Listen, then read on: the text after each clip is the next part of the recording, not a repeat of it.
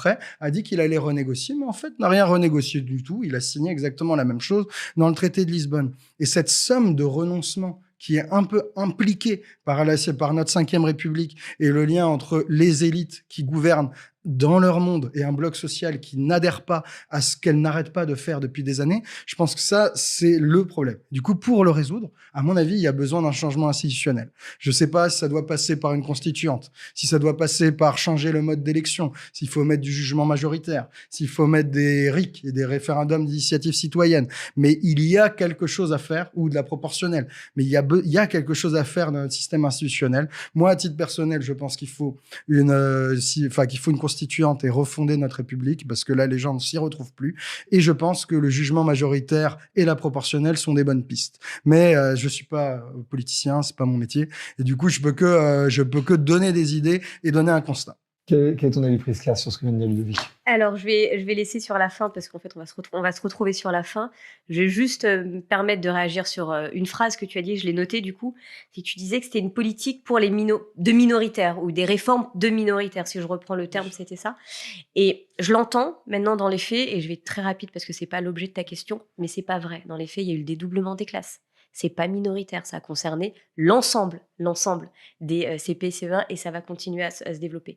Tu as eu énormément de choses sur l'éducation, les dispositifs devoirs faits, l'habitation, la taxe d'habitation qui a été supprimée pour 80% des ménages et ça va être pour 100%. Au final, c'est pas minoritaire. Non, mais ça j'entends. Mais on a toujours les mêmes réformes qui s'imposent aux forceps et que les gens ne veulent pas. Et du coup, ça donne le sentiment que en fait, pourquoi je te dis ça et déconnectés. Tu sais pourquoi je te dis ça? Pourquoi je te dis ça? C'est pas. J'ai compris que c'était pas en plus que tu faisais un reproche spécifiquement pour Macron, mais pour l'ensemble des quinquennats. Mais pourquoi je te dis ça? C'est que je pense qu'aussi nous, et c'est pour ça que, d'ailleurs, j'en profite pour te remercier parce que c'est important ce genre de débat aussi. Et on adore ça. Et tu vois, qu'on puisse avoir ce genre de débat pour vraiment se titiller, se chercher, etc. Parce que en vrai, ce qu'il faut, c'est apporter de la nuance dans le débat politique. Et la nuance n'empêche pas d'être hyper ferme et hyper rigoureux, comme d'ailleurs tu le montres très justement. Donc je pense qu'il faut faire attention avec ces grandes phrases qui, mine de rien, tu sais, on n'a pas tous vraiment le temps, machin. Je dis pas, attention, je dis pas qu'on est tous cons, mais je dis pas qu'on n'a pas forcément tous le temps. Et c'est pas nos priorités d'aller creuser chaque jour. Toi, tu le fais pour nous, et c'est très bien. Mais on n'a pas tous le temps, soit de regarder, soit de le chercher comme il faut, etc. Et donc on va se laisser quelque part un peu fantasmer par certaines phrases. Des slogans. Mais oui, donc il faut qu'on fasse attention.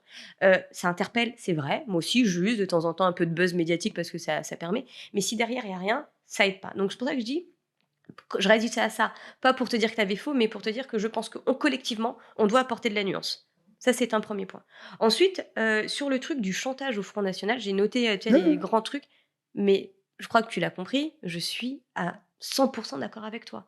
Déjà d'une, ça ne fonctionne pas, et de deux, c'est contre-productif. Donc ça, il faut que ça s'arrête. En plus, on a bien vu qu'aujourd'hui, le Front National, rapidement, ma petite analyse politico-politicienne qui vaut rien, à part moi-même dans ma salle de bain, on a vu que Marine Le Pen, quand elle essayait d'arrondir les angles, elle s'est fait dépasser par la droite par un Zemmour. Donc au final, ça ne sert à rien. Donc ça, mais 100% d'accord avec toi, vraiment. Moi, et ça faisait aussi partie des promesses de campagne de 2016, moi, je suis très favorable à la proportionnelle. Une dose de proportionnelle. Ça, elle est où? Bah justement, c'est pour ça que elle est où, cette promesse? Je viens de te dire, tu vois, je te donne pas le bâton pour me faire battre. Je te dis, je suis dans une relation, tu vois, où on se dit les choses. Donc, ça fait des années, tu vois. Mitterrand disait déjà ça. Mais moi, ça fait 40 ans qu'on parle de proportionnel et qu'elle ne vient jamais. Mitterrand est arrivé en poste, tu vois, j'étais à peu près comme toi. Je mettais encore un peu des coups, je crois. Mais c'est sûr, tu vois. Mais ce que je suis en train de te dire, je regarde là, tu vois, il faut savoir aussi faire le bilan d'un quinquennat, c'est aussi faire le bilan des plus, des moins et de ce qu'on a, tu vois. C'est dit, ouais. En fait, là, on est comment la proportionnelle? Mais on aurait dû la mettre.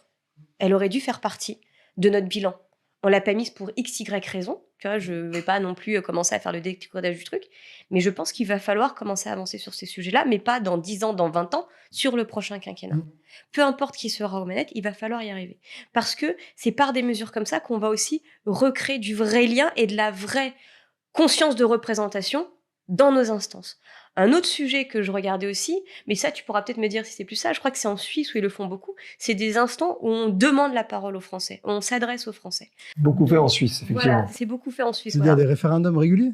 Bah ouais. Oui, mais en Suisse, ça se passe même sur une place de ville où il y a 20 000 personnes et tout le monde s'écoute. Bon, après, c'est la Suisse a sa propre mais culture par rapport à ça, mais... Sans coller, sans être sur le truc, tu vois. Moi, je suis partisane du regardons ce qui se fait ailleurs. On va pas dire qu'on va prendre à l'identique ce qui est fait ailleurs parce qu'on a nos particularités, heureusement. Mais ça peut nous inspirer. Faut pas être con, tu vois. Et pour le coup, la crise sanitaire aussi nous a appris un truc, c'est va falloir qu'on regarde ce qui se passe ailleurs. C'est sûr que le début de la crise sanitaire, ça nous montre bien qu'on n'y croyait pas et qu'on pensait que les Italiens étaient des pauvres cons mais tu qui vois, subissaient un virus et que nous, on est allés être hors d'atteinte. C'est sûr que c'est de l'arrogance française. Mais pas que de l'arrogance, faut arrêter de se frapper Non, aussi, mais c'est global, tu vois. Voilà. On a mis des œillères et c'est collectif, plein de gens, d'individus. Penser que mais ça concerne des gens très lointains et ça nous est arrivé en pleine face. Il y a un biais de normalité également qui fait ça n'a pas l'air différent. Tant que ça ne touche pas, mais ça c'est sur tous les trucs, tant que ça te touche pas, c'est comme le handicap, la maladie, le machin, t'as l'impression que t'es un peu préservé. Et quand ça te touche, tu dis on s'en occupe pas, on n'en parle pas assez. Ça, c'est comme ça. Mais ce que je veux dire, c'est que oui, il va falloir aller sur ces sujets-là. Moi, je suis pour des moments. Alors, tu vois, là, pour le coup, j'espère qu'on va retrouver aussi du débat sur ça. Ça donne envie de quand est-ce qu'on crée ces rendez-vous. Ça peut être effectivement soit... L'élection présidentielle, t'as pas le choix aujourd'hui. Mais non, mais t'es là où tu décides l'avenir du pays pour 5 ans. Attends, regarde. Tout est là. Attends, si tu la perds, il y a l'élection présidentielle. Regarde, écoute, tu vois, regarde, on est en train de parler.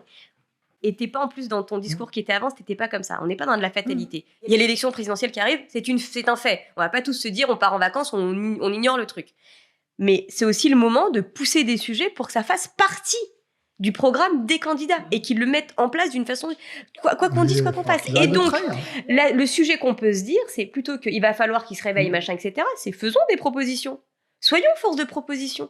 Tu vois quand même une défiance. Tu vois, le pays est fracturé entre populistes et le reste du monde, entre anti-pass sanitaire et le reste du monde. Mais tu vois la différence entre ce que tu dis au début et ce que tu dis à la fin. On parle de la défiance entre les citoyens et les politiques. Tu vas sur Macron. Moi, je te dis, ça n'a rien avec Macron. C'est plus global que ça. Ça vient du bloc central. Moi, mon analyse, c'est que si tu as toujours les mêmes qui obtiennent le pouvoir central. C'est quoi les mêmes Macron, il était, UMPS. Je trouve que cette expression du Front National, elle est éclatante. On est la République en marche. Pour moi, tu vois, si tu regardes, mais c'est la même chose. Mais c'est au contraire, c'est l'incarnation parfaite de l'UMPS. Je suis l'incarnation parfaite. L'exemple.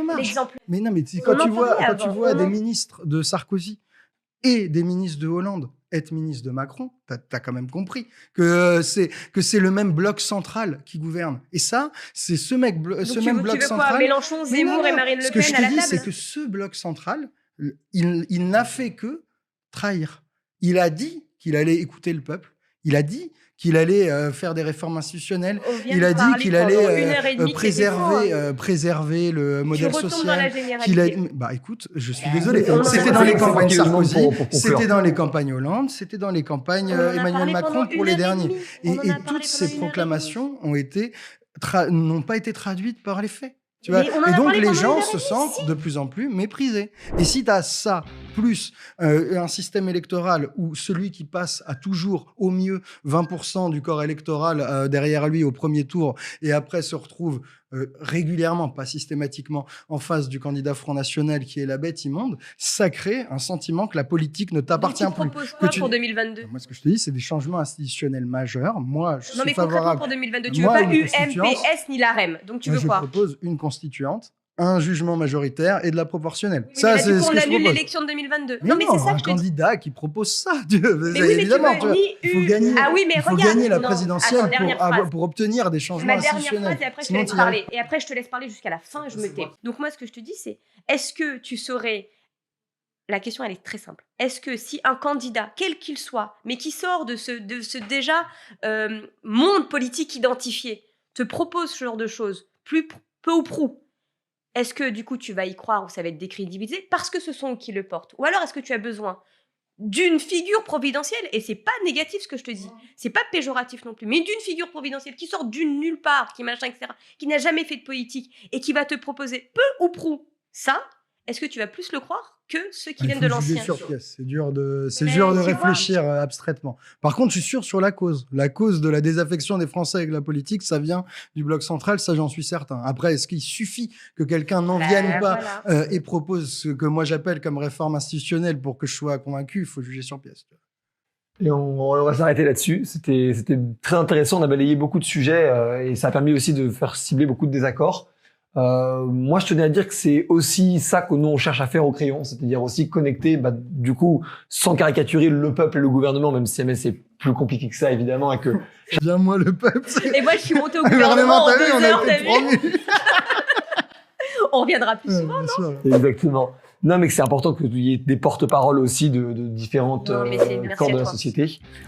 Et qu'en plus, je trouve qu'il y a de moins en moins sur les plateaux télé de diversité de profils et aussi de personnes de jeunes générations. Qu'on est ravis, nous, au Crayon, de pouvoir aussi promouvoir des voix parfois un peu moins traditionnelles et un peu moins récurrentes. Okay. Merci, Ludo. Merci à toi. Merci, Prisca. Salut. On se retrouve très bientôt pour de nouveaux débats et de nouvelles interviews sur le Crayon. C'était Valorant. Salut les amis.